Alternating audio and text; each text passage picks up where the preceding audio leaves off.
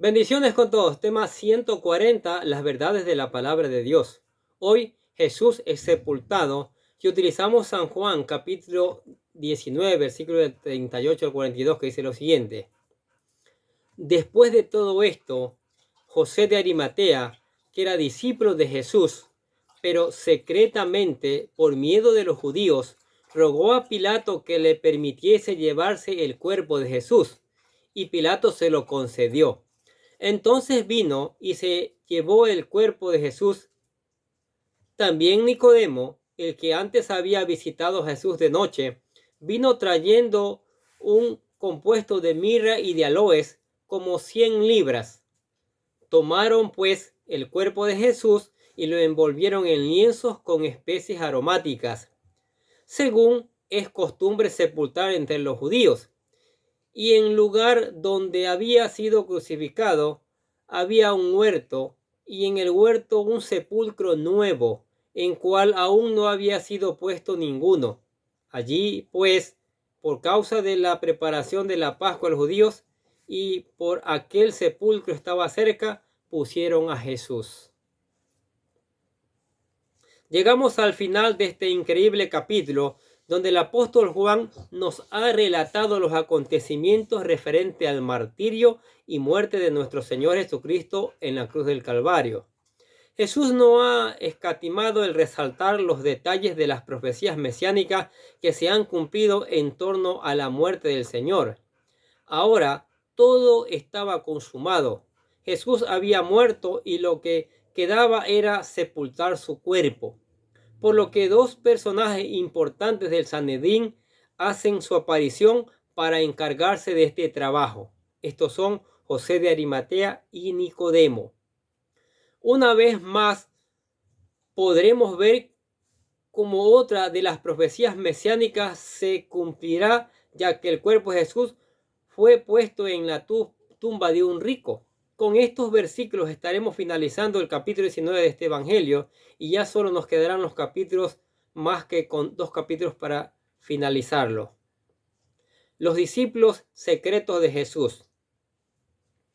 Juan ha dejado muy claro que Jesús ha muerto a través del testimonio de los soldados romanos que vieron su cuerpo sin vida. Además de hecho de que su costado fue traspasado por una lanza. Como por último método de verificación, no obstante, Juan sugiere, recalcando las evidencias de que su maestro está muerto por medio del testimonio de aquellos que lo sepultaron. Esto con el propósito de demostrar que Jesús no era un espíritu sin cuerpo, como lo afirman los gnósticos, o la otra teoría de que Jesús solo desmayó y después, al ser bajado de la cruz, se despertó y se fue a la India a aprender artes mágicas. Qué cosa ocurrencia del ser humano. Juan nos presenta a dos discípulos de Jesús que hasta el momento habían permanecido en secreto, pero ahora, después de su muerte, se dan a conocer. Estos son José de Arimatea y Nicodemo. Ambos eran miembros del Sanedrín. Generalmente se critica a estos dos hombres por haber permanecido como discípulos secretos de Jesús. Sin embargo, criticarlos es fácil sin considerar lo que nosotros hubiésemos hecho al estar en su lugar. Recordemos que estos hombres pertenecen a los líderes de las sectas religiosas en Jerusalén, los cuales en su mayoría estaban en contra del Señor. Obviamente no era fácil tomar demasiado partido a favor de aquel que la mayoría odiaba y deseaba matar. También otros se han preguntado por qué estos no defendieron a Jesús cuando Jesús fue condenado en el Sanedrín. Una vez más es fácil considerar sin pensar cómo nosotros hubiésemos reaccionado en esta situación. La verdad es que aquel momento los miembros del Sanedrín estaban eufóricos, gritando y condenando con furia a Jesús. A lo mejor eso hubiera intimidado a muchos. De hecho, aún Pedro terminó negando 3 veces al Señor en el patio del sumo sacerdote por temor a la situación que se estaba viviendo. Y aún, si lo hubieran defendido, si hubiese escuchado sus voces de defensa en medio de los gritos frenéticos de aproximadamente 70 personas? Lo cierto es que después de su muerte, estos hombres se atrevieron a dar testimonio público de su fe y de la verdad. Y la verdad es que no fueron los únicos, ya que después de la muerte y resurrección de Jesús, muchos otros se convirtieron y se volvieron discípulos de él. Así le pasó al apóstol Pablo, que era un fariseo perseguidor de la iglesia, o a Santiago, el medio hermano de Jesús, el cual en vida nunca fue seguidor de él, pero después de su muerte y resurrección se le apareció para dar paso a su conversión. Jesús había muerto y sus discípulos eran demasiado pobres como para sepultarlos en alguna tumba. Aparte que habían huido, habían salido a esconderse. Sin embargo, hubo un hombre que se atrevió a tal cosa, José de Arimatea. Hasta este momento, José de Arimatea había permanecido en secreto como discípulo del Señor, pero se llenó de coraje para ir y pedirle el cuerpo a Poncio Pilato. Miren lo que dice Marcos capítulo 15, versículos 43 al 45. José de Arimatea, miembro noble del concilio, también esperaba el reino de Dios. Vino y entró osadamente a Pilato y le pidió el cuerpo de Jesús. Pilato se sorprendió de que ya hubiese muerto y, haciendo venir el centurión, le preguntó si ya estaba muerto e informó al centurión, dio el cuerpo a José. Aquí se nos dice que José de Arimatea era miembro noble del concilio, es decir, el Sanedrín o consejo de los principales fariseos y saduceos procedidos por el sumo sacerdote. Al pedirle el cuerpo a Pilato, Pilato se sorprende de que hubiese muerto tan rápidamente y por ello le pregunta al centurión encargado de la ejecución si esto realmente hubiera ocurrido. El centurión se lo afirma, por lo que Pilato le permite a José de Arimatea que sepulte el cuerpo. Aparte de José de Arimatea, también aparece Nicodemo. ¿Sí? Este es aquel entre los judíos que visitó de noche a Jesús. ¿Se acuerda? Juan capítulo 3, versículo del 1 al 12, donde le pregunta que si deben nacer de nuevo. Jesucristo le dice, hay que nacer de nuevo para entrar al reino de los cielos. Entonces, la costumbre judía solía preparar el cuerpo embalsamado con la mirra y aloes. Esto es con el propósito de perfumar el cuerpo. Luego el cuerpo que se envolvía con lienzos, cubriéndolo desde los pies hasta la cabeza. Fue así que estos dos hombres tomaron el valor necesario para ir a pedir el cuerpo de Jesús para enterrarlo. ¿Sí? La tumba de Jesús. De acuerdo a Juan, lo colocaron el cuerpo de Jesús en un sepulcro nuevo, el cual no había sido usado por ninguno, como dice el texto, y en un lugar donde había sido crucificado había un huerto, y el huerto un sepulcro nuevo en el cual no había puesto ninguno. De acuerdo a la costumbre judía, los muertos eran enterrados casi de inmediato una vez se comprobaba su muerte, y las tumbas se ubicaban generalmente a las afueras de los muros de la ciudad. Estos cementerios eran considerados hasta cierto punto sagrados, ya que ellos veían la muerte como una transición. La persona descansaba de todas sus labores y esperaba la futura resurrección. Estas tumbas eran labradas en piedras o en cuevas, y algunas familias que tenían sus medios económicos solían comprar con anticipación las tumbas donde serían enterrados los miembros de su familia, tal y como lo hizo Abraham cuando compró a Ed la cueva de Macpela, que encontramos en Génesis capítulo 23, versículos 7 a 9. También José de Arimatea tenía un sepulcro que era de su propiedad y allí se sepultó el cuerpo de Jesucristo, como vimos en Mateo capítulo 27, versículos del 57 al 60. De acuerdo a los evangelios, esta tumba era nueva y fue allí donde el cuerpo de nuestro Señor fue sepultado, en la tumba de un hombre rico, cumpliéndose la escritura de Isaías 53, 9. Mire, otra profecía que se cumple. Dice, y se dispuso con los impíos su sepultura, mas con los ricos fue en su muerte, aunque no hizo maldad, ni hubo engaño en su boca. Hoy en día existe en Israel un lugar arqueológico y turístico que afirma ser la tumba de Jesús.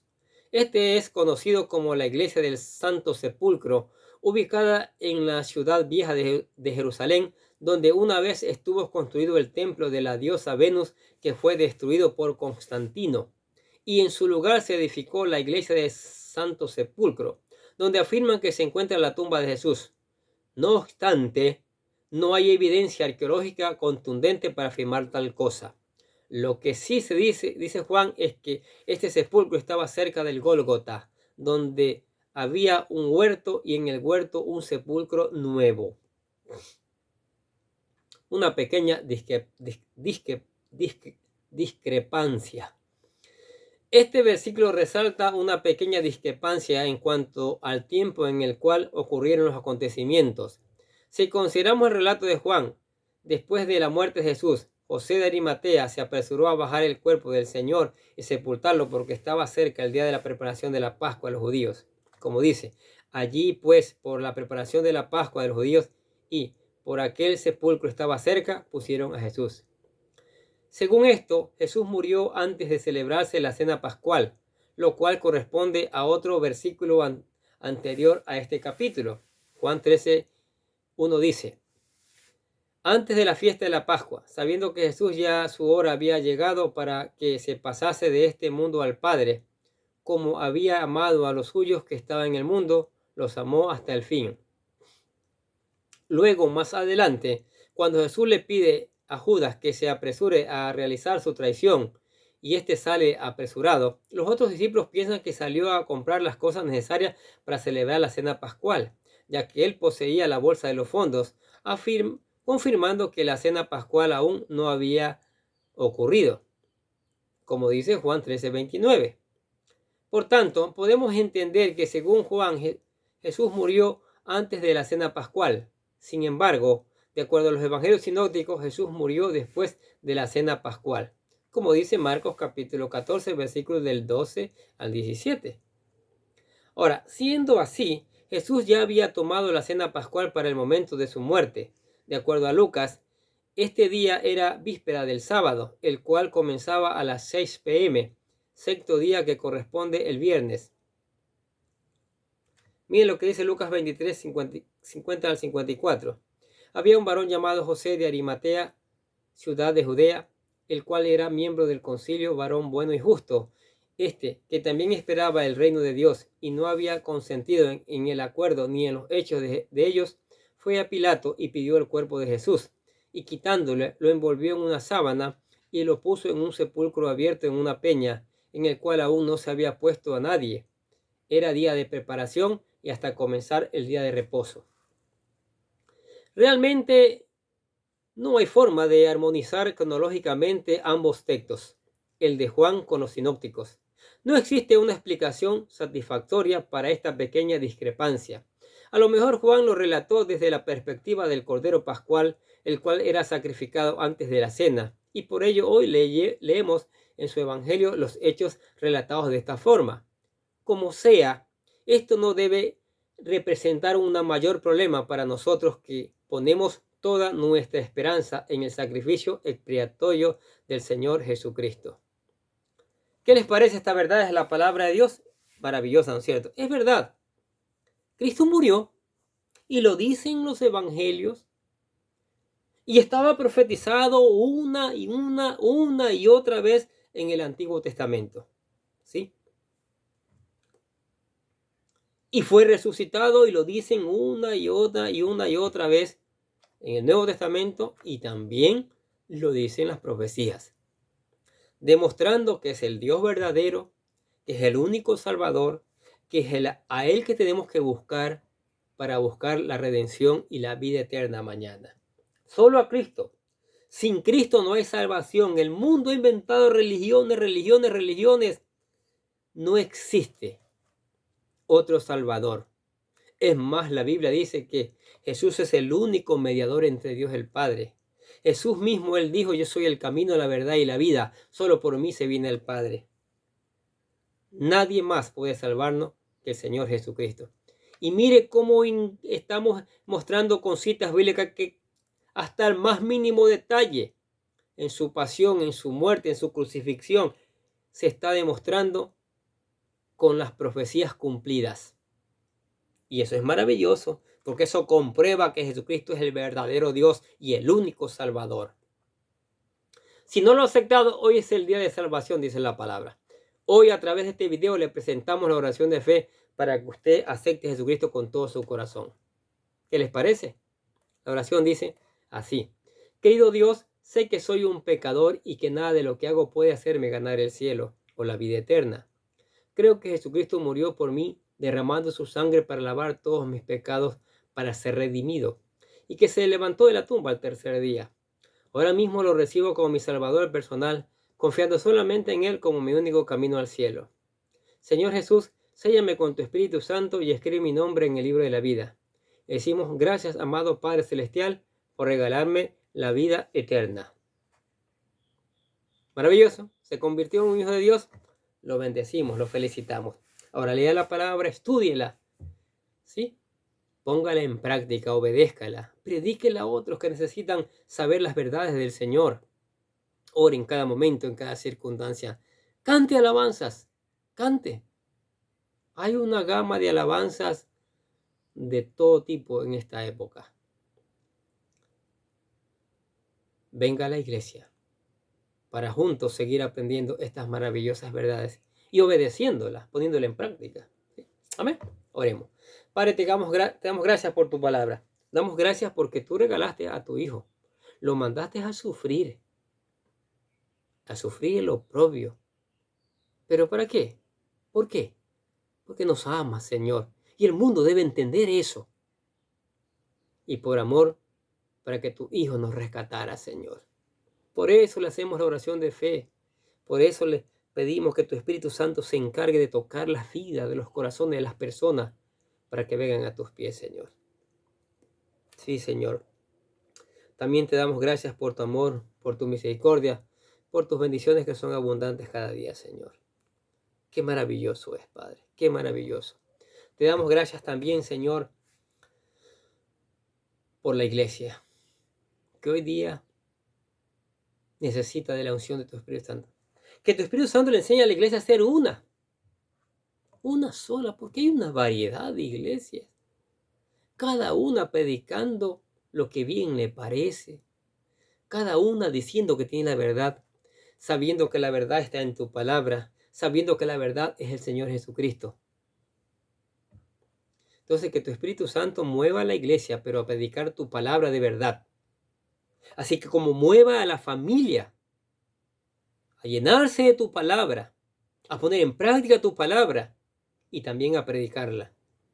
Porque el núcleo de la sociedad, la familia, hoy día adolece. Hoy día tiene muchos problemas. Y solo tu palabra, con la ayuda del Espíritu Santo, de tu Espíritu Santo, puede hacer un cambio.